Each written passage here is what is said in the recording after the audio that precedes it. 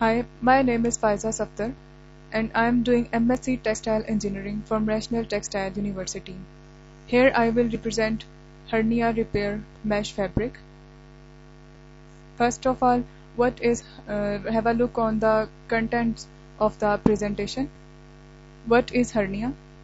Types of hernia mesh fabric, requirements of hernia mesh, construction and material, manufacturing of mesh, packing and testing.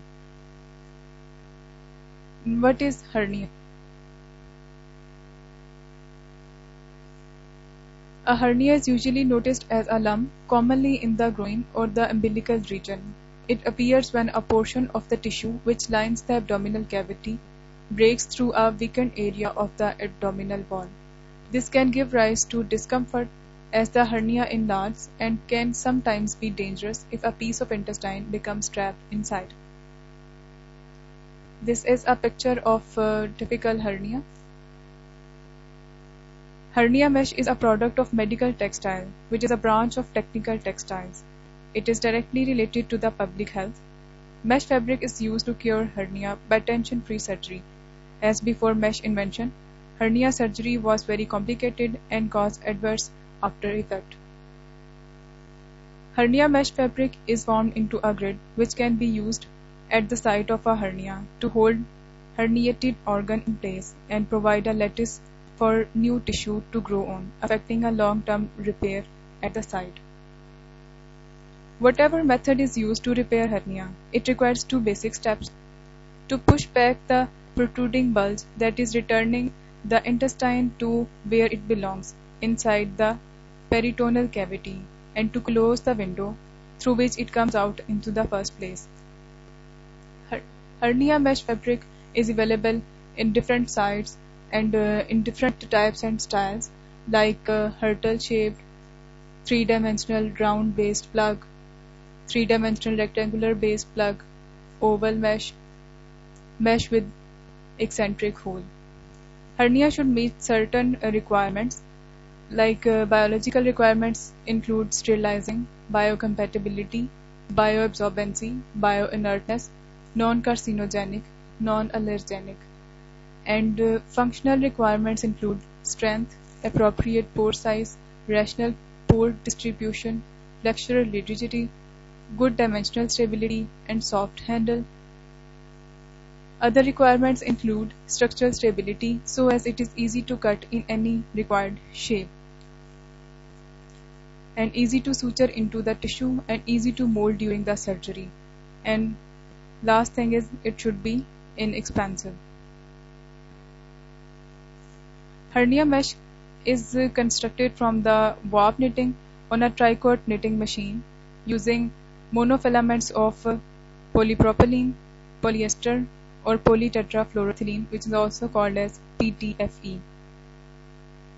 The diameter range for the polypropylene mesh fabric ranges from 0.08 mm to 0.67 mm. Pore size ranges from 0.8 mm to 3 mm, and GSM range is 25 to 100. And for making polyester mesh, the diameter of polyester is adjusted according to the required weight and strength. And pore size of the mesh is from 0.3 mm to 2 mm, and GSM range is 14 to 163. Polytetrafluoroethylene mesh, the filament diameter range is adjusted according to the required weight and strength. Pore size ranges from 1.5 mm to 3.5 mm, and GSM range is 44 to 98. The most widely used material for the mesh is polypropylene. The reason being it has good washability, quick drying property, unique wicking, and resilience. That is, it is easy to manufacture. It has been noticed that polypropylene mesh accounts for about 80% of the sale worldwide. Now, why the monofilament is selected? Monofilaments are preferred for making mesh because they have less rubbing, smoother than the multifilament, and they are easier to position. And knitted structure is selected because of its stretchability and it has low profile, which makes the mesh more formable, easier to handle, and finally provide comfort to the patient. Steps involved in manufacturing of hernia mesh are knitting, heat setting, cleaning or washing, cutting, sterilizing, and packing. Fabric is made by warp knitting on a tricot machine with compound needles using Atlas stitch.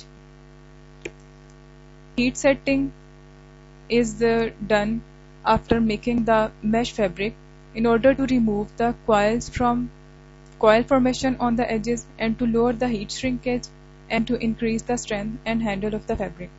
The heat setting conditions, they are confirmed on the basis of trials. It can be concluded that heat setting temperature should be between 125 to 128 degrees centigrade and the time is 5 to 8 minutes. Cleaning and washing is done in order to remove machine oils and fiber finishes. It is done in aqueous solution that contains a mixture of non-ionic surfactant and isopropanol solution, and the cycle time is of 5 minutes, and the drying is done at 100 degrees centigrade. As fabric is available in the rolled form, it is cut according to the required size and shapes. Different cutting techniques used are die cutting, hot die cutting, scissor, razor or knife cutting, laser cutting, and ultrasonic cutting. But if we look, laser cutting is the most widely used method of cutting because of its versatility and ability to seal cut edges while cutting. Laser cutters can cut any shape and seal the edges while doing so, and sealed edges prevents shedding of cut loops at the fabric edges and do not generate debris in the cutting process. Sterilization is done after making the product and after its packing. Polyester-based products can be sterilized using most techniques like irradiation method that use gamma irradiation, steam autoclave, and ethylene oxide, while polypropylene-based and polytetrafluoroethylene-based mesh, they cannot be sterilized by radiation technique because of degradation of the polymer. So they are sterilized by steam autoclave or ethylene oxide. Sterilization that is done on the autoclave. Here material is subjected to high pressure saturated steam at 121 degrees centigrade for 15 to 20 minutes. On left side, top loaded, and on the right side, front loaded autoclave machine is shown. And ethylene oxide sterilization, mixture of ethylene oxide with carbon dioxide or with the nitrogen is used for the sterilization. After that, material is washed and dried. Packing is done in paper box that contains 1 to 6 mesh per box. It depends upon the customer requirements. Testing for the mesh is done. Different tests are done in it. In testing of hernia mesh fabric, course is determined with the calibrated pick counter. The count is expressed as a round number for a given unit area. Porosity is determined by two methods. Relative porosity. It is obtained experimentally by scanning electron micrographs. The porous area of the micrograph is carefully removed with the sharp knife, and the weight of the micrograph before and after the removal is measured.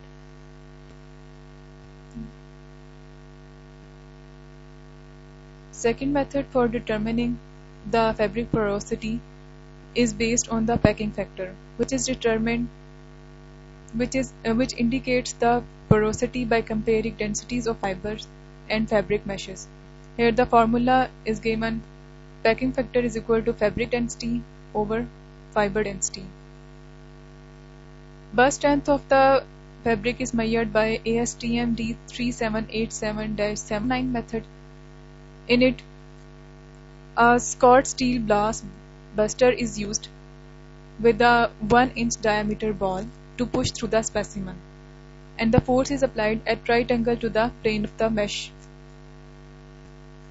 Flexural rigidity is determined by ASTM cantilever test. The principle of the test is based on the level of the bend of the specimen under its own weight. The larger the hang length is, the more will be the rigid material. Here a typical formula is given for determining the flexural rigidity. Wrinkle recovery is determined by AATCC method number 66-78. The principle involves suspending a mesh specimen which has been creased and compressed under controlled conditions of load in a wrinkle recovery tester for a controlled period of time and subsequently measuring the recovery angle. This is the end of my presentation. Thanks for your attention and time.